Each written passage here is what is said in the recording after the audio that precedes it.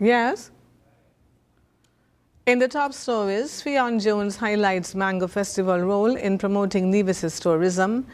Karikoff warns of intense heat and active hurricane season.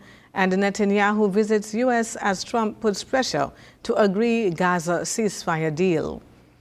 Welcome to the ZIZ Midday newscast. Today is Monday, 7th July 2025. I am Jasmine Thomas. The Nevis Tourism Authority wrapped up the 11th annual Nevis Mango Festival with its signature event for the love of mangoes at the Malcolm Gishard Recreational Park on the 6th of July. ZIZ's Devon Cornelius caught up with Fionn Jones, Director of Sales and Marketing, who spoke about the festival's importance to Nevis's economy. The significance of this festival is an economic impact, an economic boost. As a matter of fact, when you sit down and you think about the amount of industries or persons that it touched, that alone will tell you. Just to give an example, you have the chefs, you have agriculture, you have the taxis, whether it's the water, the underground, the H buses, you have your local vendors, the ladies, they love to get dolls up, so the MUA, the dresses. So it's so many different facets it's touching. In addition to that, we have a lot of persons who have traveled from all over the world to come here.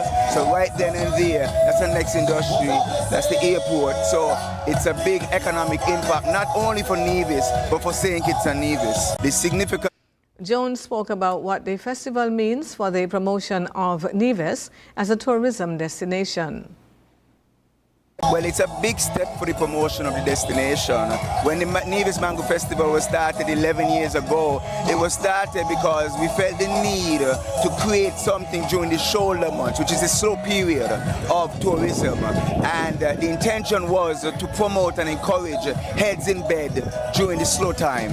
And I think today, if you pan around, you could see that we've accomplished that goal. Persons are coming in from all over the world. I know Friday, in some discussions, I heard Pakistan, I heard Slovakia, I heard New Jersey, Canada, all over the Caribbean. Persons are coming from all over the world, so it's a big significance. Well, He also shared his hopes for the future growth and the success of the festival. So about 2 years ago, I said in about 2 to 5 years, this will be one of the biggest festivals in the region. Now when I say this, people are going to ask, what do you mean in numbers? I mean, you're only doing 2,500, 3,000. Just to report, we're over 3,000 today. I mean in notoriety as well. This festival, you will know about it all over the world. When I went to school back in the past and I said I was from St. Kitts and Nevis, they asked me if that's a place in Jamaica. And just like how Bob Marley and Usain Bolt would have put their country on the map, I think mangoes, and in particular having 44 different varieties of mangoes and Nevis, will put us on the map. 5 years from now, when a young division boy goes to school and they ask where you're from and he says Nevis, they're going to say yes, the place with a lot of mangoes. So we're getting there.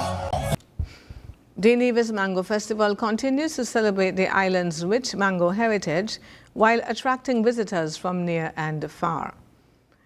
The High Command of the Royal St. Christopher and Nevis Police Force, RSCNPF, welcomed the Superintendent of Police and Deputy Chief Immigration Officer of Guyana, Mr. Stephen Telford, during an official visit to St. Kitts on the 2nd of July. Mr. Telford's visit centered on observing and assessing the newly implemented passenger information system at the Robert L. Bradshaw International Airport. The system, designed to bolster border security and compliance, has become a key tool in advancing national and regional law enforcement efforts. Accompanied by St. Kitts and Nevis Chief Immigration Officer, Mr. Sheldon Jeffers, Mr. Telford commended the system for its efficiency and a sophisticated security framework. He emphasized its role in fostering greater transparency and coordination among law enforcement agencies. Highlighting the Federation's progress, Mr. Telford recognized St. Kitts and Nevis as a leader in the CARICOM region for border control innovation and urged other member states to consider similar upgrades. The RSCNPF described Mr. Telford's assessment as both refreshing and well received, underscoring its commitment to embracing progressive security solutions and regional collaboration. The force reaffirmed its dedication to initiatives that not only protect national borders but also strengthen collective regional security frameworks. A new community-focused organization, the Charles E. Phillip Foundation, has been officially established to continue the legacy of Charles Ebenezer Phillip through initiatives centered on education, health, and empowerment across St. Kitts and Nevis. Formed on the 31st of January 2024, just 10 days after Mr. Phillip's sudden passing, the foundation was publicly launched at his funeral on the 1st of February 2024. It is guided by the vision of effecting change with a helping hand and operates under the mission of turning fear into hope and hope into joy by nurturing minds, supporting healthy living, and encouraging the pursuit of dreams. The foundation is governed by a dedicated council: Mrs. Idisa Phillip, chairperson; Osbert D'Souza, secretary; Leonard Stapleton, financial officer; and Reverend Ronald Taylor S. Taylor, Public Relations Officer. With a strong emphasis on community development, the foundation supports a range of programs from scholarships and health services to emergency aid designed to uplift individuals and foster sustainable growth. Each initiative is tailored to ensure that citizens and residents of St. Christopher and Nevis are given the opportunity to thrive. Through partnerships with local organizations, businesses, and volunteers, the foundation seeks to ensure that its efforts remain impactful and inclusive. Annual events are also planned to highlight achievements, recognize contributions, and raise awareness of its ongoing mission. The Charles E. Phillip Foundation stands as a tribute to a life dedicated to service and aims to carry that legacy forward by creating lasting positive change in the Federation.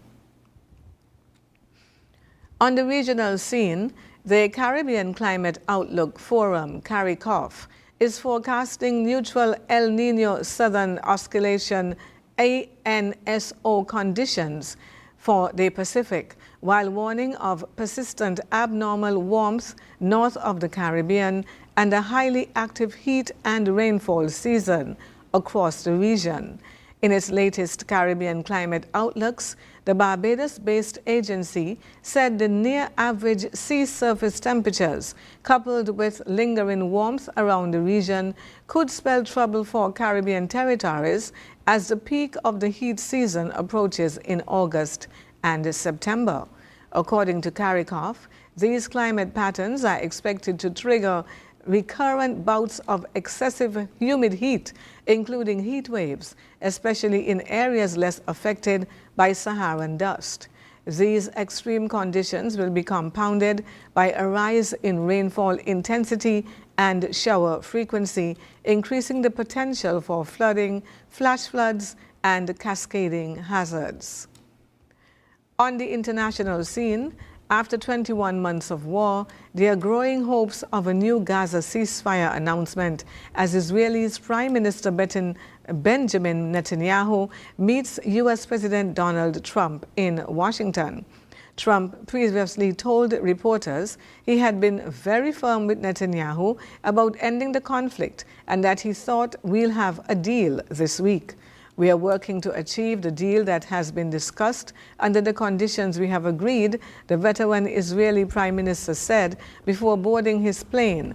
I believe that the conversation with President Trump can definitely help advance this outcome, which we all hope for.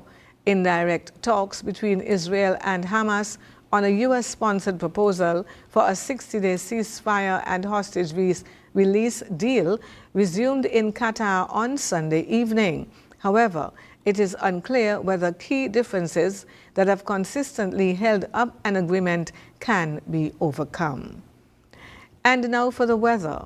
Present weather is cloudy with slight showers.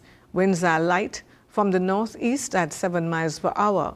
Seas are 1 to 1.5 meters or 3 to 5 feet. The weather forecast for today predicts partly cloudy and hazy with brief cloudy spells and a 60% or a moderate chance of brief passing showers.